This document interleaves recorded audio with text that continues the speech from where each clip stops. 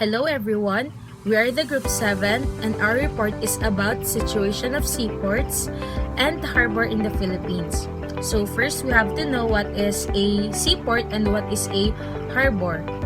So a port is a place at the edge of an ocean, river, or lake for ships to load and unload their cargoes.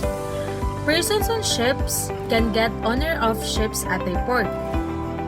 It is also called a harbor, but this kind of port is the same as seaport. If you're finding a good port, it should be easy to get to over water or land, and it is also in a place that is not easily hurt by bad weather, like strong wind and big waves. So, for example, ng seaport sa atin is yung nasa pantalan, but that are important for trades, for trading, for transferring a goods, mga products. But other ports are important to a country's navy. So yun lang yung pinagkaiba ng mga ports. It depends on what are they important to. So the next one is harbor. A harbor is basically an area filled with water sheltered by natural barriers like land and rocks or artificial barriers like breakwaters, sometimes surrounded by tetrapods, and that can provide a ship with safe anchorage and allow the transfer of goods or passengers between the ship and the shore.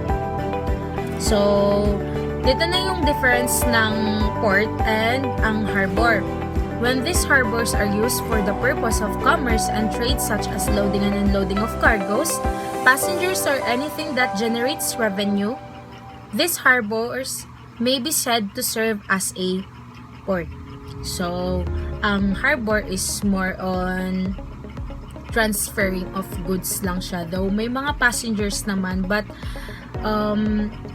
if mas madami yung mga passengers, it serves as it may be said that serve as a port.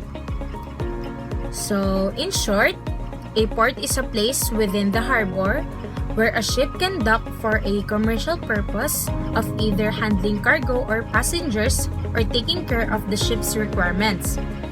While some of the ports may handle only specific cargoes, a vast majority of the ports around the world handle multiple cargoes within the same port. These demarcated areas handling different types of cargoes are known as terminals. There are some called a pier or jetty, are pretty similar in their purpose, which is usually to tie up small boats and yachts. A pier jetty could also mean a walkway extending into the sea or ocean where people can take a walk, do some fishing, eat at the restaurants, or etc. And now let's discuss the brief history on why we have seaports and harbors in the Philippines right now. Before the arrival of the Spanish in the mid-16th century, the islands were populated with well-established trading networks. Between the islands and the wider regional networks in Southeast Asia, in China, in India, and sea had been the main mode of transportation during that time. Large merchants groups exchanged local products ranging from exotic foods, gold for Chinese pottery, silk, and other wares. When the Spaniards came to the Philippines, the Spanish government continued trade relations with these countries, and Manila became the center of commerce in the East. Yes, on September 6, 1834, by royal decree, Philippines opened to world trade. Port of Manila was open to world trade because of its great harbor and one of the best cities to trade with. And there's a time that the Spaniards closed the ports of Manila to all countries except Mexico. The Manila-Acapulco trade, better known as the galleon trade, was born. The galleon trade was a government monopoly. Only 2 galleons were used. One sailed from Acapulco to Manila with some 500,000 pesos worth of goods spending 120 days at the sea.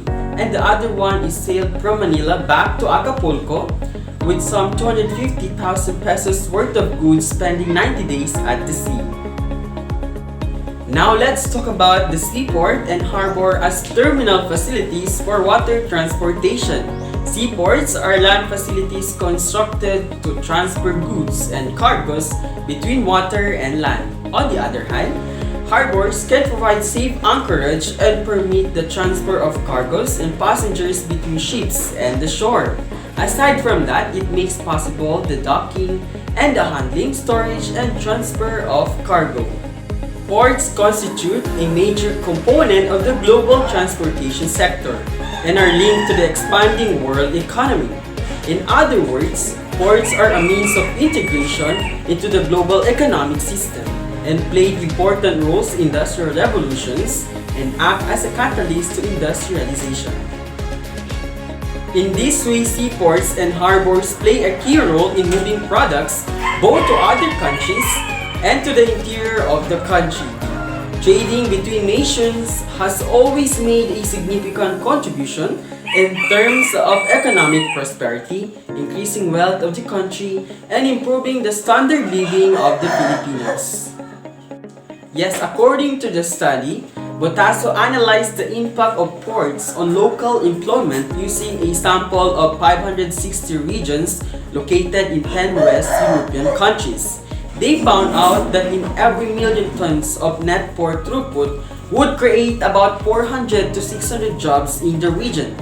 Furthermore, they also found out that in every 10% increase in the port throughput can generate a 6 to 20% increase in the GDP of the region. So, let's proceed to types of port. Considering a variety of factors such as location, depth, purpose, and ship size, ports are classified into various types. Some of the main types are as follows. First is inland ports. Inland ports are ports built in comparatively smaller water bodies such as rivers or lakes. They can either be for cargo purpose or for passengers or for both. Conventionally, inland ports are constructed or naturally maintained ports of the coastline of small waterways like lake, river, or estuaries or rarely seen at sea coast too. Next port is fishing port. Fishing ports are mainly related to the commercial sphere as they participate in fishing. The fishing activity can also be treated as a mode of recreational. The existence of fishing port entirely relies upon the availability of fishes in the region of the ocean. A fishing port can be an inland port or seaport. Often, fishing ports are marketable port which is generally used for recreational purposes or aesthetic. These are the ports which allow control the discipline fishing to their customer. These are the highest revenue generating ports when properly operational. Next port is warm water ports. These are the ports in which the water is maintained at warmer temperature. The biggest advantage where a warm water port is concerned is that the water does not freeze during the frosty winters. Therefore, it is free to operate all year around without a temporary shutdown during the freezing time. Such port help to great extent to boost the economy of the nation. The port have one significant role in the economic growth of the region where these are located. Next is dry ports. Dry ports are defined as inland terminal that can be interconnected with a seaport via road or rail transportation facilities, and they usually act as a center of multimodal logistics. A dry port proved useful in the trade of importing and exporting cargo and can help lessen the inevitable congestion at a nearby seaport. Its functions are quite similar to that of a seaport, with the only difference that it is not situated near the coastline. And last but not the least, the seaport. Seaports are the most common type of port around the world which are used for commercial shipping activities.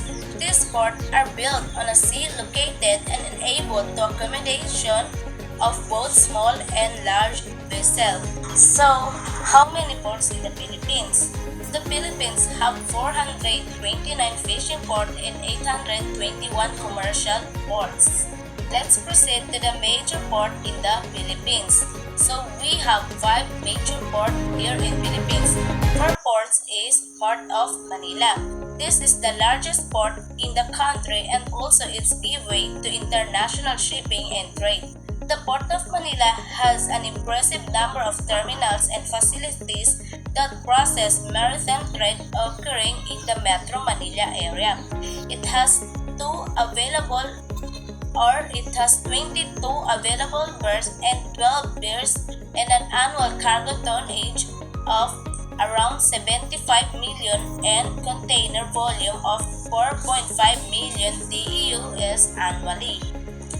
Next major port is the Port of Cebu. This Port of Cebu has suffered serious damage in the past following Typhoon Haiya, also known as Typhoon Yolanda, that hit the port in 2013. The damage was moderate and the port has resumed its normal operation and remains the main passenger in the nation, locally referred to as Pantalan sa Subo. The Port of Cebu handles cargo traffic in Metro Cebu and its environs. This is the largest domestic port in the Philippines, serving the local population movement, especially from Mindanao and Visayas. But it also serves the international cruise ship and their passengers. The third major port in the Philippines is Batangas International Port. This port is locally referred to as Batangas Pier but is far much more than just a pier. Covering 150 hectares, the port is the alternative to the Port of Manila when it comes to handling large consignment of cargo and containers. Part of the city of Manila, the port is involved in handling most of the cargo going in and out of the island in the archipelago. The large shipping companies tend to use it as a lay-berth port. The 4 major port in the Philippines is Port of Subic. The Port of Subic is located in the previous United States Naval Base in Subic Bay, which happens the Subic Bay Free Port Zone. This means that the port is strategic importance to the country in addition to being the country's most important economic gateways. And the last major port in the Philippines, but not the least, is Port of Cagayan de Oro. This port recently had a terminal inaugurated as the biggest passenger port terminal in the Philippines. The terminal in the Port of Cagayan de Oro has green areas, prayer room and play areas for the kids, and emergency medical rooms. This takes the already busiest port in northern Mindanao and put it on the map as a modern port for cruise ships from all over the world. The terminal even has security checkpoint and office for the Coast Guard, tourist police, and quarantine. Biggest ports in Southeast Asia. Many Southeast Asian ports are situated in strategic geographical positions for international shipping routes and are being influenced by business penetration of global shipping lines.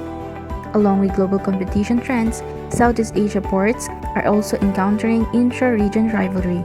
In order to retain and improve a port's competitiveness, port operators need to plan proper strategies and be able to identify their current competitive position as well as the factors influencing their business environment. Ang mga seaports ay maharap din sa matinding competition na makikita naman sa pagtaas ng bilang ng mga acquisitions and mergers sa seaport industry according to Paneli's 2003. Ang importance ng paggawa ng plano and strategies ay laganap naman sa konteksto ng seaport para ma-achieve nila ang highly competitiveness. Dahil ang mga seaport ngayon ay mas na-expose nila sa highly competitive business environment. Ngayon, ang matinding competition ay highly driven by factors such as increasing globalization trends, market integration, containerization, and global allocation of capital and labor forces. That's why this 2020 meron na tayong 5 biggest ports in Southeast Asia. Number 1 yan ay Port of Singapore.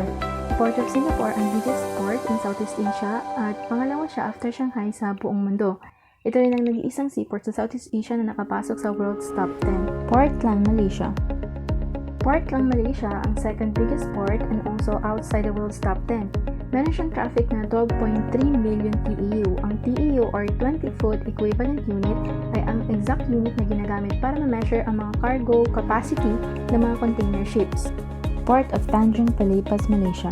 Sunod naman ang Port of Tanjung Pelepas, Malaysia, ang third biggest port in Southeast Asia and also one of the 20 biggest in the world. It is also the Asia's most technologically advanced port.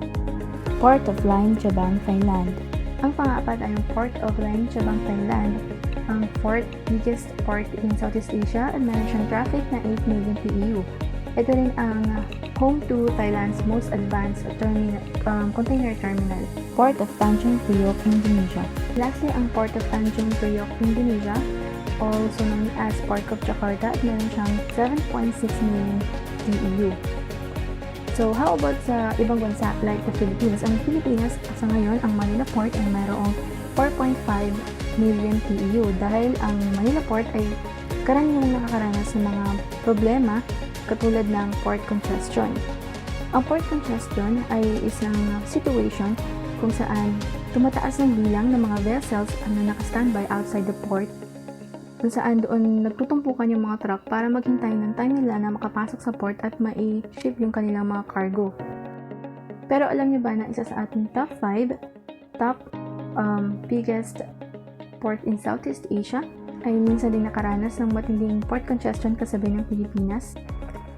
According to Maritime News, on 2014, the two worst affected ports among the major ASEAN nations are the Port of Manila in the Philippines and Indonesia's main gateway, the Port of Tanjung Priok in Jakarta. Liban kasi sa port congestion na meron sa Manila, ang mismong city rin ay isang traffic congested area. Kung kaya ang naisip ng city's administration ay habaan ang pagbaba ng mga truck from 9 p.m. to 5 a.m. naging 9 p.m. to 10 a.m. Kaya mas lalong lumala ang port congestion. Ito ay mga kasada kasi is pinapagamit nila sa mga motorista. Ang problema sa mga namumuno that time sa Manila is hindi nila iniintindi yung totoong ugat ng problema. The blame has been put sa mga container truck drivers dahil binabara daw nila yung kalsada. At ang isip nilang solusyon is ilipat na lang yung mga container vessels sa Batangas Port.